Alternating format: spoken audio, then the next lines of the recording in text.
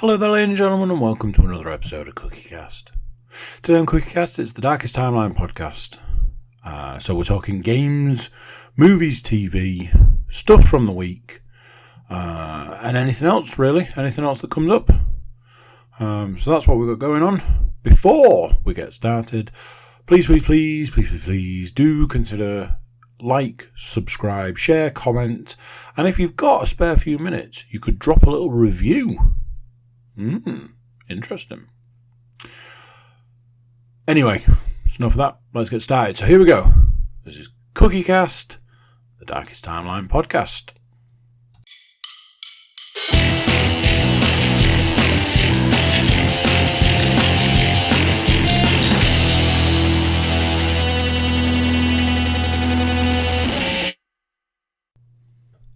Hello. How you doing? You alright? I've got a frog, which is obviously the best time to start recording. I'm sure it'll cause absolutely no problems as I try and work my way through this. How you doing? How was your weekend? Good? You had a good time? I went back to work today after having 10 days off. As I'm sure you can imagine, that was awesome. I feel like I've been through a bit of a whirlwind. So, as you can imagine, lots to talk about. Last Tuesday. So, I'll start with last Tuesday and I'll go back a step. So, last Tuesday I took the dog to the vets. Which turned out to be a very emotional time for me. It had basically reached that point in time where it was time for him to have the operation. So Tuesday, vet. Monday night, I'm like, must prepare myself to take him to the vets in the morning because, I've got stuff that needs to be done before doing that. It's early, so I need to be up early, so I need to do stuff early. And all of a sudden, I was like, I've got to take him to the vets. And I was like, there'll come a day where I'll have to take him to the vets, and it'll be the last time he'll go to the vets. And then I got super emotional about it. I was like, oh my God. Oh man. I was talking to my sister and brother-in-law on the old FaceTime the other day. And I was like, I didn't sign up for any of this. I was like, get a dog. Have nice relaxing walks. That was my focus. That was my whole thing around it. I thought it would do me good, mentally, physically, all that sort of stuff.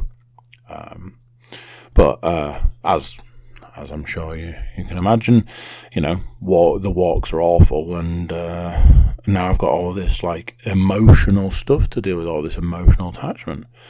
So I was letting him out for his last wee. And I'm like getting all emotional about him to take him to the vets. So next morning, get all the jobs done, and then bundle him into the car, take him off to the vets. Go to the vets, and they took. It was one of those things. It was a bit like they took me off into this room, which is joined adjacent to the room where obviously the actual deed goes down, and the doors open and you can see the table and all the stuff, and I'm like, I mean, you could have just closed the door. Here we go, that frog's coming to get me. But I'm like, he's we're just, filling the form in and stuff, going through it all. Then we had to get him to go into like the We're not allowed to say the C word in this house. Not that C word, we say that one all the time. We're not allowed to say C-A-G-E in our house. It's not a C-A-G-E, it's a den. It's a bed. But I felt it was kind of more appropriate to say it as far as the one in the vets was concerned. It was a little bit more industrial. It was like, oh, get yourself in there. Like, yeah. No, I'm good, thanks. Like, go on, you'll love it. It'll be fine. So there was that to deal with. We had to get him in. He didn't want to go in. We had to sort of coax him in. Couldn't use any treats or food or anything because he has to have an empty stomach. So he hadn't eaten for, I don't know, like 15 hours or something at this point. So in the end, we kind of had to give him a little bit of a push, me and the vet, and then shut the door. And then I was like, oh, he gets a little bit vocal. I was just sort of trying to prepare the vet for, possibilities of things. And literally, he started with his his communication. I was like, like that. And then, again, I got all emotional. I was like, I'm going to go. And made a quick exit. Before even going, I'm telling Leanne about the fact that I got emotional the night before, and I got emotional again, like trying to tell her about it, and so that was that, and then I had to go and collect him. Took my oldest with me, and it's the things that you kind of presume they say to everybody. It's like, oh, he's been as good as gold. It's gone real well. You should be proud of him. He really did well, and all this. So he's there with this giant cone on, and very much like, hey, let's get the fuck out of here. Like, yeah, let's go. So it's one of those things. He's got to keep the cone on for 10 days, which would be good, which would be fine if he hadn't managed to make the whole thing explode already. But my sister came through on that one with a donut for him. And he's got to take medication. He's already been back for his post-op check. And apparently everything's healing up nicely, everything's real good. It's always good when someone says, keep on doing what you're doing. It's like, yes, I will keep feeding him.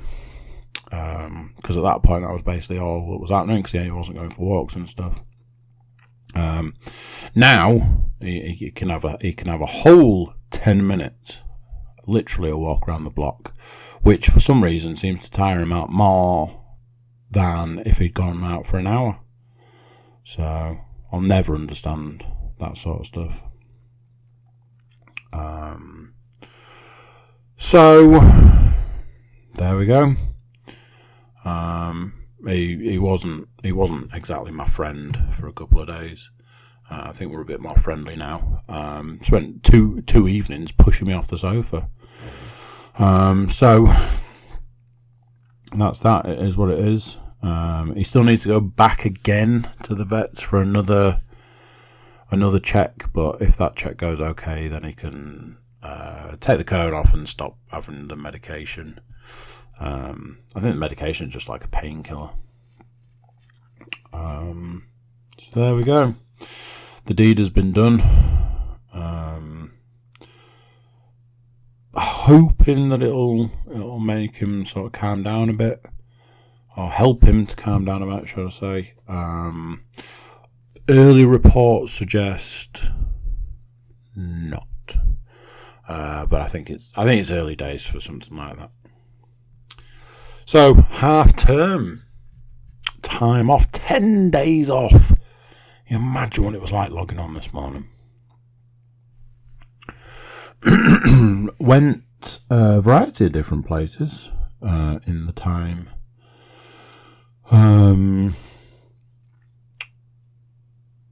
one of those places was, here we go. Oh, Jesus. One of those places was, we went to Monk Park Farm. I took all the girls, went off to Monk Park Farm, somewhere that been going for years and years and years. I was like, it's the holidays, but it's a place that I've been a lot, and it's generally fairly quiet. I went at one point during the height of the pandemic, and it was more like a safari. You drove around. But they're back to full swing, and I knew there was something wrong. Not wrong as such, but I knew there was something slightly off when, as we pulled in, there was people directing traffic. Like, huh? I got further down to realise the reason for this was the place was rammed. Between me and my eldest, we estimate there was probably about 200 cars in the car park. And, as many people to go with those cars as you would imagine. It's definitely had a bit of a shift. I know it's driving in. They've changed their logo, and while I was there, I ended up looking them up on Facebook to find out that they are under new management. Now, I imagine the new management has potentially pumped a bit of cash into the place. And weirdly, for a farm, the animals are almost like an afterthought. They've obviously put a lot into, I don't know what you call it, like almost like a family area, the park sort of stuff, the rides. I don't mean not like fairground rides, and not like certainly not like roller coasters, but like the land train and your barrel ride and your stuff like that, which are also ways to make additional money. So I'm like, hey, let's get some animal feed and go off and feed the animals. We went through the barn and saw saw the animals in there. And then we went out to feed the animals. So I saw possibly the biggest rabbit I've ever seen. It was huge. So yeah, we go out and we feed the animals. One of the things about it as a place is you work your way down and then back up. On your way down, there's all sorts of animals, Highland cows and goats, llamas, alpacas, I suppose. Saw these amazing piglets. There was one piglet that was like, I'm off, and managed to get under a fence and do a runner. I think it was still in the same enclosure, but he was like a nippy little guy. Once you pass a certain point and you're working your way back up, there is nothing. Like, there's no animals. And I've always found, no matter how many times I've been, even the one time we drove around the place, that section is just like, well, now we're just having a walk. And it's a bit, it's hard to explain, because it's not like it's awful, but it is very much like you're just kind of trudging along. When you've got kids, when you've got little legs, it can be a bit of a chore. And I'm always like, could they not have just like chucked a couple of animals on the way? There were some ostriches or emus, whichever. So when we worked our way back up to what I'm going to go with as a family area, they had these like, never seen them before, that giant inflatable. We could see it from a distance. I was like, it's like a bouncy castle with no roof. It's just the bouncy base, and it was like a dome, and it's in the floor. But just all these kids bouncing up and down, having a whale of a time. And with my children, they're all like, well, that looks awesome. But as we're working our way back up, I'm like, oh, let's sit and have some lunch. And they're like, want to go and play? It's like, yes, but it's lunchtime and everyone's hungry, so let's eat. Obviously, you've got that whole, we've eaten now. Oh, I want to go on the bouncy thing. No, you've just eaten. So it's kind of like making that work. They've got this massive sand pit, which the younger two went off and got stuck into, sandcastles and stuff. And then it was very much a look, why don't you go on the bouncy thing for a bit? Look after the little one. Make sure nobody gets hurt.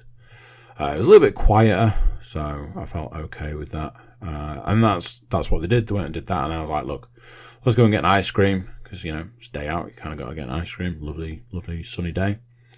And then I was like, you've just had an ice cream, so don't go back on the bouncy thing. Give it a little bit of time. And I was like, right, you can go and have some time on the bouncy thing, and then it's time to go. So it was one of those that my youngest was like, I don't want to go on the bouncy thing. I want to go in the sand pit. And the other two went on the bouncy thing. All in all, not the worst day out. We've done other things. Went bowling.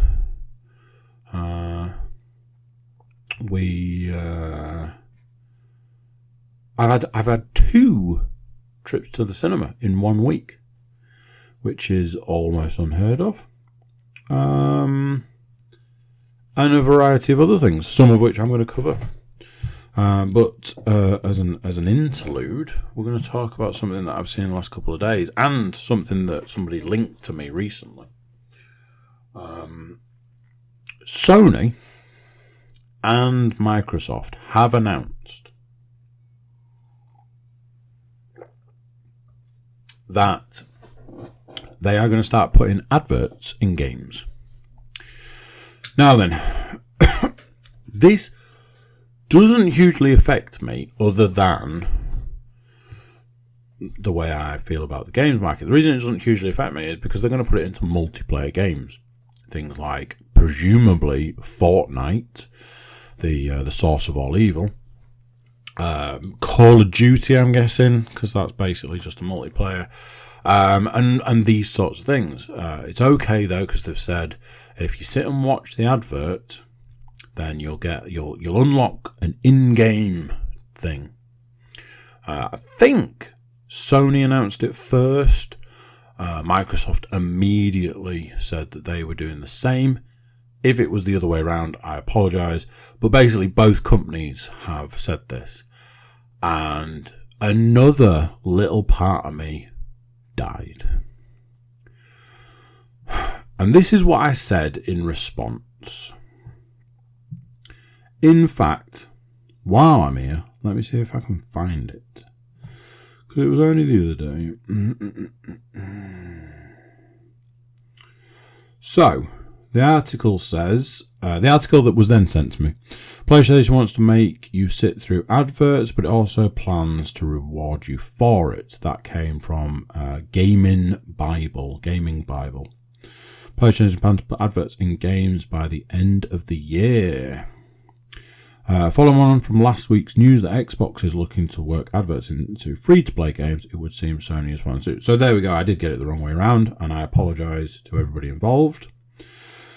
Right, here we go. Sony also wants to reward players for sitting through these ads with special in-game rewards like exclusive skins and avatars, because nothing says immersion like pausing your game to watch an advert for a product you don't need before getting a skin you don't want. That I can't give you a source on that. And then somebody tagged me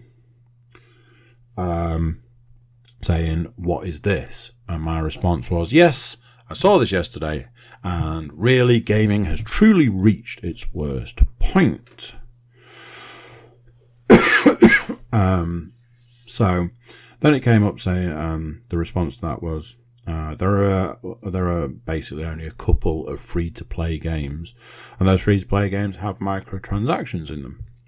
This was my response. Does gaming really need more money? It's a multi-billion-dollar industry, and what, they need more? Also, something else I was wondering yesterday. When was the last truly great game either of these companies had on their consoles? A game that makes you stop and go, this is amazing. Maybe put more time into making great games and less time into strangling the industry to death. So, I decided to conduct a little experiment. Believe me, I truly believe that this is the beginning of the end. I decided to conduct a little experiment, and the experiment goes like this. I asked no, that's not a lot. That's why it's a little experiment. I asked two of my gaming friends a couple of questions. Question number one, what is the next game coming out? What's the next game coming out? Neither of them could give me an answer. Between myself and one of them managed to land on a game that was coming out that we were both looking forward to. It's coming out in August.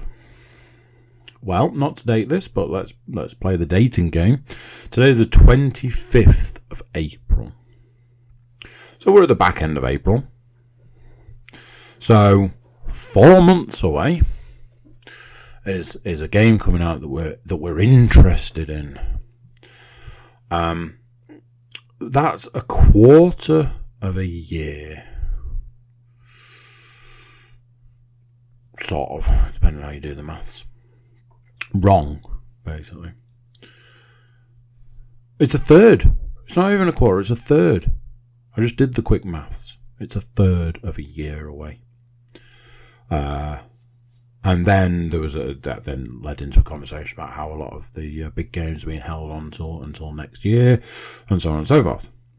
So, question number 2 of my little experiment was, what was the last game that you went, wow, that game is amazing. This is what gaming is. This is what gaming is about. I love this game. It's the best. And both of them struggled. One person told me a game. I've got to be honest. I'm going to go out on a limb and say it was probably an indie game, and it's certainly a game that I'd never heard of.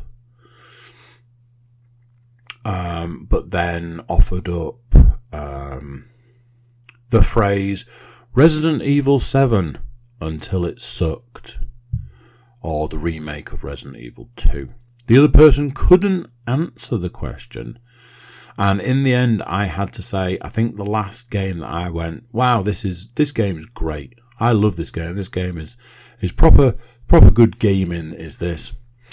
Is what I had to remind myself was, I'm pretty sure 2019's game of the year for me. Let me double check.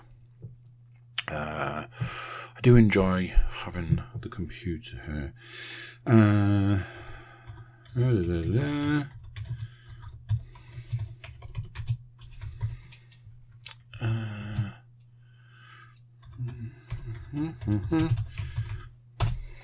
Doesn't help that it's got a really long. Yeah, so it was released. So the game in question that I said was the last game that I went, that game's great, was Jedi Fallen Order.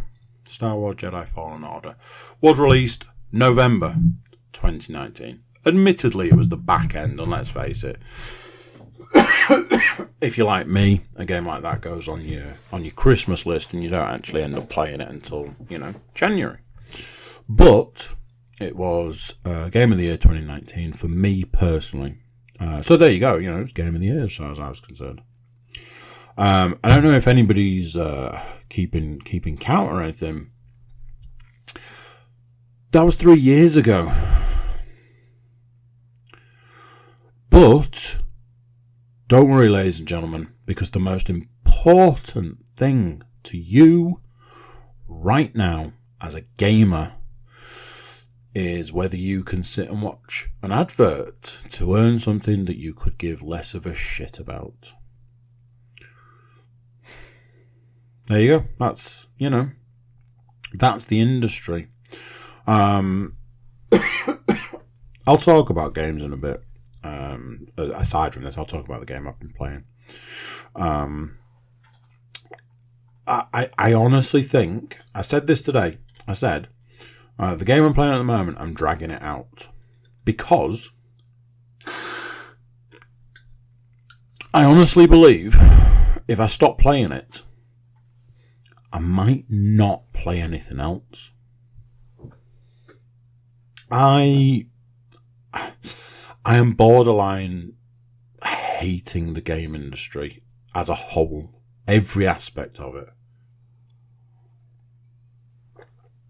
Here's a game and it's great. Here's its sequel. It's barely passable. Here's the latest game in a very, very, very, very, very long franchise. In that long franchise, there's been multiple games, and some of them were okay. Here's another reboot. Here's another remake. It's that, and then, let's not forget, I'm going to charge you £70 for the privilege.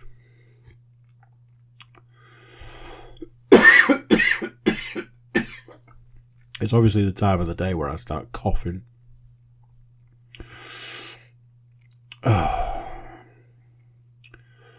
So, I dug a giant hole. There's a segue for you. I dug a big hole in the garden. Not on my own. I had help.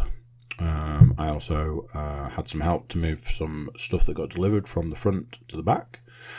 Big shout out to Thomas Quinn, who helped me move some paving slabs and some stone and sand and stuff. I dug a big hole. And when I say a big hole, we're talking, 10 foot by 6 foot or something, and then like half a foot down. Dug a hole, got all the soil out, Leanne put some membrane down at the bottom, weed membrane, filled it with stone, filled it with sand, found out that it wasn't, that we'd gone down too far, so put some of the soil back, and then laid a load of paving. Took 2 days, admittedly not full days, it took 2 half days, I would say. Took 2 half days to complete. And by the end of it, we have this big paved area in the garden ready for... it's all part of the big plan, the big future plans that are coming. It's part of the... I don't know if anybody has at any point taken me serious about the fact that having a new podcast studio built. If you have taken me serious, then, maybe the big paved area is to do with that. If you haven't taken me serious, then apparently I've just got a big paved area in the garden. But a sense of achievement washes over me when I look at it. I go out in the garden a lot, let the dog out to go toilet. And over the course of last week, we had some lovely weather. So it wasn't that bad being out there. But now I look out there and I'm like, look at that. I did that. Obviously, I had help. Me, Leanne, Tom, we all played our parts. But a sense of achievement. I mean, it's wonky as hell. After the first 4 paving slabs, after that there was an air of just make it so it it's okay. And in hindsight, there's one paving slab I keep looking at that I'm like, if I was able, I'd get that back up and relay it. But it's been filled in around, and there's no, I wouldn't have a lot of leverage and all this. I'll tell you this much, I was feeling it today, lifting those freaking paving slabs. They are heavy. And then I took on a new workout today, which was intense. So yeah, feeling the burn today. Something that I've not been feeling the burn. It's in the weight. It's in the weight department. I've watched a steady increase of weight. I've been having a difficult time with it. I reached the point yesterday where I started looking at that whole, well, if I'm not doing what I'm supposed to be in one area, should I be bothering with things in other areas? What's the point in going out and running and flogging yourself to death to then, not eat the way you're supposed to? I've been dealing with some stuff. This has all come off the back of losing a family member, going through some grief, and as somebody who deals with weight issues, it's the go-to. But I've noticed a steady increase over a few weeks, a couple of months, and it's not good. It's not great. I know at this age, at this stage in my life, it's super easy to put weight on. It's really difficult to lose weight. So I'm not, I'm not doing myself any favours. So there's that. I know that I need to do something. I know I need to sort it out. I need to get my headspace right. But yeah, my headspace isn't right at the moment. So yeah, I don't know what to really say. I'm trying, but it is a struggle. But I thought maybe if I brought it back here, back to the core, back to the, then maybe I could go back to finding some of that accountability that I've found here previously.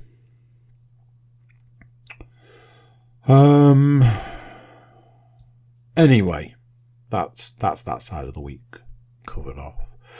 I've got a few bits and pieces here. Like I said, a few movies, new ones to boot. Was looking for a little bit of something in TV wise, so I was looking for something like in the episode kind of area, and I realised that I had series 3 of Final Space to watch. Not entirely sure if I've kept anybody updated on watching Final Space as a series. I imagine I probably talked about series 1. Don't know how much I will have covered of series 2. It's animated. I know that's not everybody's bag, but it's very enjoyable. It's something that I found got a lot of enjoyment from, and this series is a lot weirder than the previous two. A lot weirder in places, but I tell you something. The episodes go by in the blink of an eye. You start an episode, and then what feels like 2 minutes later, that episode is ending. And that can only be the sign of something that is really good. I think I've nearly finished the series, and I was informed today that the series was actually cancelled, so there's probably not anything after this series. So it's that in and ahhing around, is there going to be a cliffhanger or is there going to be some closure? I'm kind of sad that there's not going to be any more. Although I am a man that likes a nice tight series. Often it's the case that things aren't finished properly, but we shall see how this one ends. As we know from previous podcasts, I've been going through a bit of a stand-up phase, as is often the case for me. I'd kind of come out the back end of it, mostly because I'd kind of exhausted all my usuals. There is one that I hadn't watched. I've probably talked about this before. Bert Kreischer, as we know, is a favourite of mine. What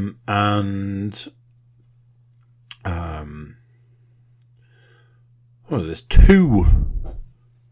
There was two stand-up specials on Netflix. I believe there's another one in existence somewhere. I think I've heard it audio and little clips of it on YouTube and stuff.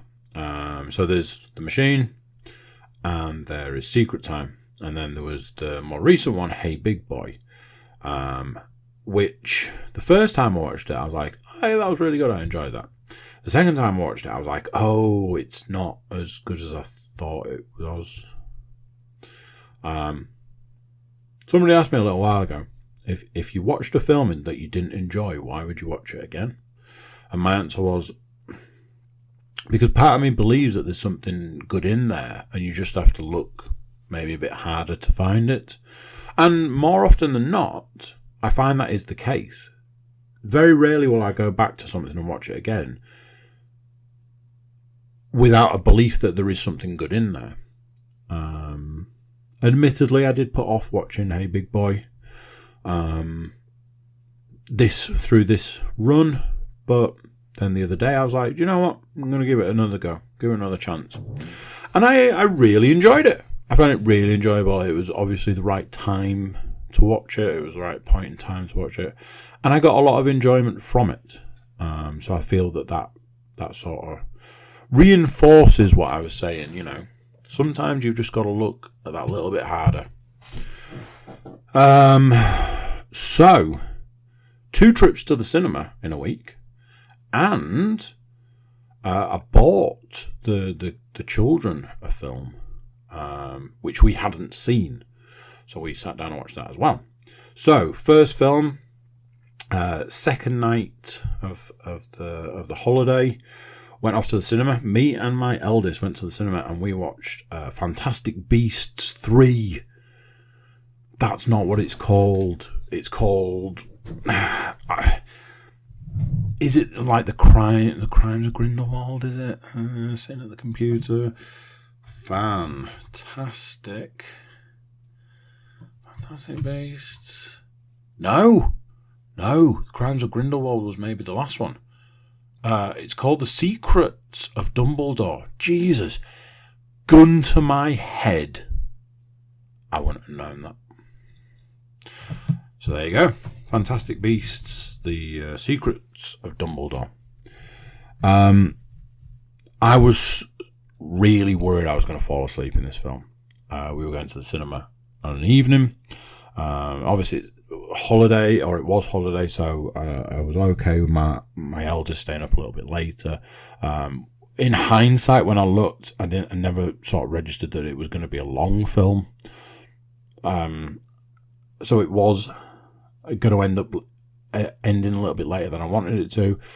It all worked out fine in the end. Got home, got her to bed and sort of stuff.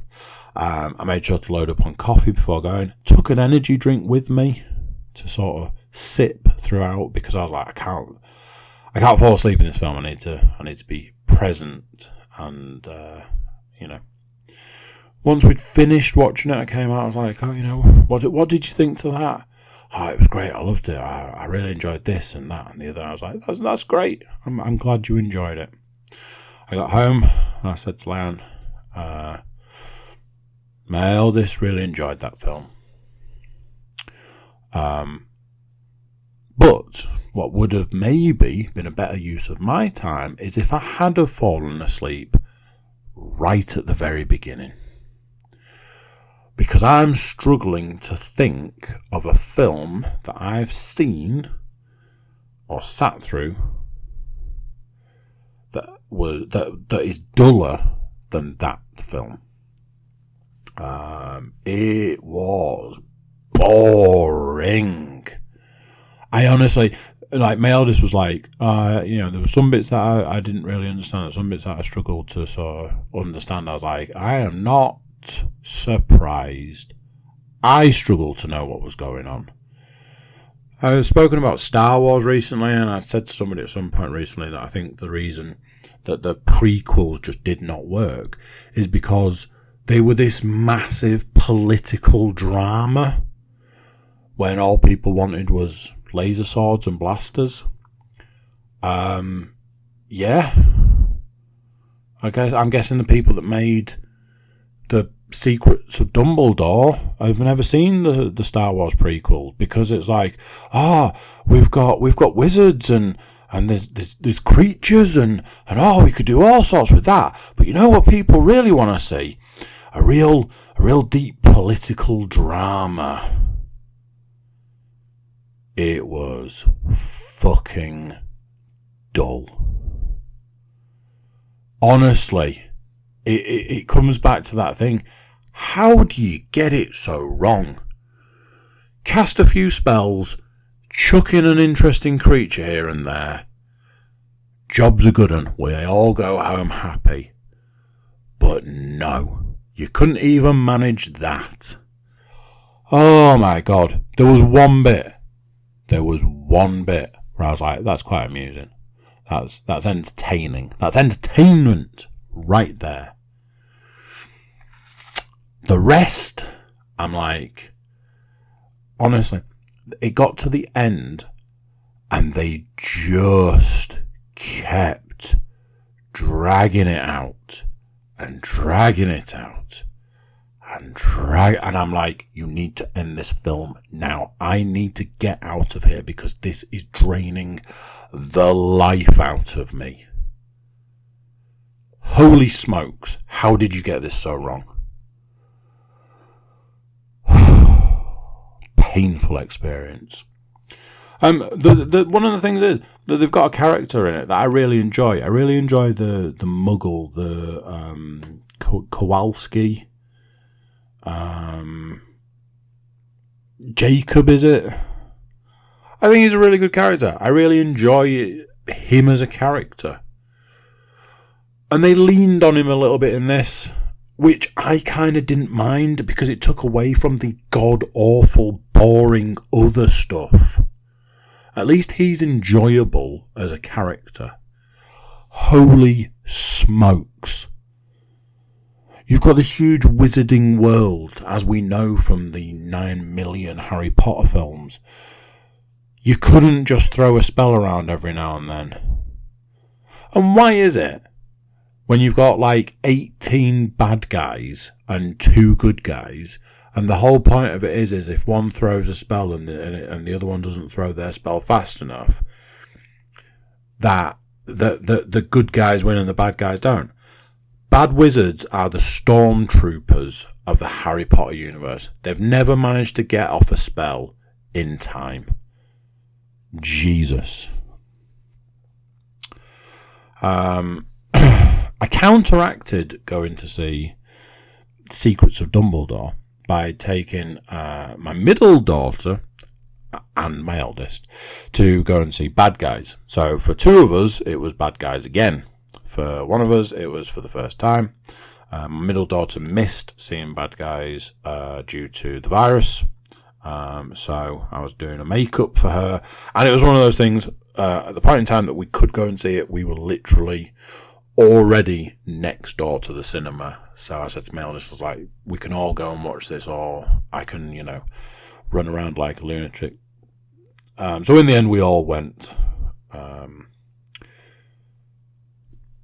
I've already reviewed it. All I'm going to say is this.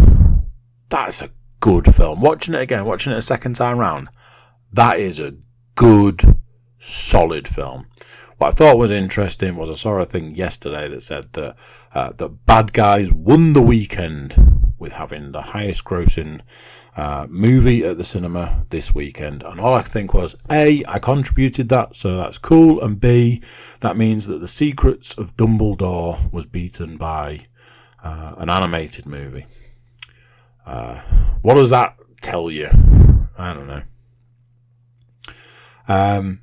I bought all of the children Clifford the Big Red Dog on Blu-ray.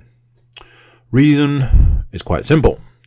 We'd wanted to go and see it at the cinema, and every time I tried to make it happen, it didn't work. One of the children had a party, one of the children was sick, one of the children was doing something. You know, it was that situation. Every available opportunity that we had to go wasn't an available opportunity for us to go. In the end, we ended up missing it at the cinema, but it was something that they all wanted to see. So I was like, here you go. I bought you this for Easter. We sat down yesterday and we watched it. From a children's film perspective, they all loved it. My middle daughter cried from the moment that film started to the moment it ended. And then when I said to her, did you like that? She was like, yeah, it was great. So there was that. My eldest thoroughly enjoyed it. And my youngest kind of liked it, but she didn't like the fact that my middle daughter was upset by it. So she ended up sort of doing a runner, and I don't think she really watched it. Few things. The CG in that film is terrible. I don't know why. Like, oh, do you want a robot? CG robot? It's going to look amazing. It's going to look great. You can interact with it. It's real good. It's good, that. Do you want a CG animal? Oh, yeah, that sounds great. It's going to look awful. And anytime anybody tries to interact with it, it will look terrible. So obviously you've got that. A real bugbear of mine, as far as films is concerned, is British people playing Americans and Americans playing British people. And this film had both. It's like, what are we doing here? Why are we doing this? And then get the British person who's playing an American to throughout go, oh, how about I do my British accent? And then just using their normal voice. Fuck's sake. However, I am not the target audience for Clifford the Big Red Dog. Even though I'm not the target audience, it was enjoyable. I could see a lot of enjoyment from a film like that. It was fine. Like I say, it's not the film for me, but I wasn't watching it for me. I was watching it for them, and they really enjoyed it, and that's all that matters. If you have a child that's into big red dogs, maybe give Clifford the Big Red Dog a chance. Finally, we get to talk computer games again. Second time today. It's Horizon Forbidden West. There was a point yesterday where I was like, I think I need to admit to myself that I don't like this game. I find the game to be quite offensive. As we know at this point, I've talked about it extensively. As a sequel, it's not good. It's definitely a step backwards as far as a lot of stuff is concerned. Gameplay wise, the climbing mechanic is awful. You fall off stuff all the time. There are times that you don't know where you're supposed to be jumping to. There are times where you fall off stuff. I will reiterate, if you fall off something and you could go back like 10 steps, but instead the game sends you back to the beginning of that section. The game can go fuck itself. This is not the 1990s. You can replay something from the instant you fall off it. Don't be a dick. Just want to make that bit clear.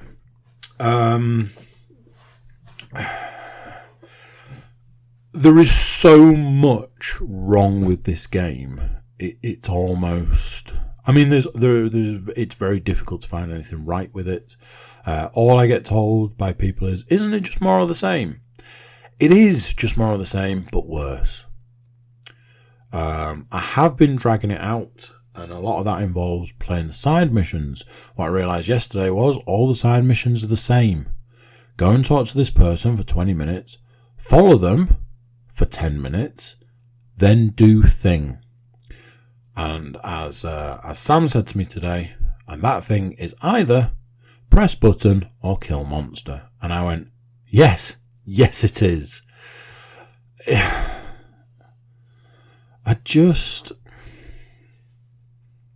Part of me started to wonder. Part of me started to wonder if maybe it's just a sign. Maybe it's a sign of my age.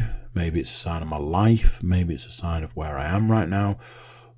Maybe it's time to move away from gaming. Maybe it's time to be a grown up and, start whittling, or I don't know, read more books. He says, I read pretty much every day. It's weird. The thought of reading when I'm normally playing computer games doesn't fill me with joy. But going to bed without reading a book also doesn't fill me with joy. The thought of it. So it's like, that's kind of where I'm at. But I found myself not playing games more than playing games because the thought of playing games doesn't thrill me. So maybe that's a sign. Maybe it's a sign that it's time for a new hobby. Maybe that's the answer. Something to ponder for another time. What I can say is this. I have reached a point with this game where I am thinking, let's maybe just finish it. As I said earlier though, my fear is that if I finish it, I'll turn the PlayStation off and maybe not turn it back on. And I don't know what that means, and I don't know if I'm ready to find out yet. But we'll see. There we go. That's that for now. I hope you're doing okay. Hope you're doing well. And if you made it this far, thanks for listening along. I'll catch you next time. So there you go. What do you think of that? Another one done. Another week gone. Another week closer to whatever you might be looking forward to. Big thank you to listening along to this and anything else you might be listening along to. Big thank you if you're a long time. Big thank you if you're a first time. Before we get out of here, please do consider like, subscribe, share, comment, and maybe even drop us a review. You can also jump over to our website, cookiecast.com. Over there you'll find various different ways you can get in touch with us, even some social media links. Please do get in touch if you want to drop us a line. Let us know how you're getting on. It's perfectly fine. That's it for this one. Till next time, I'll say bye, and I'll see you then.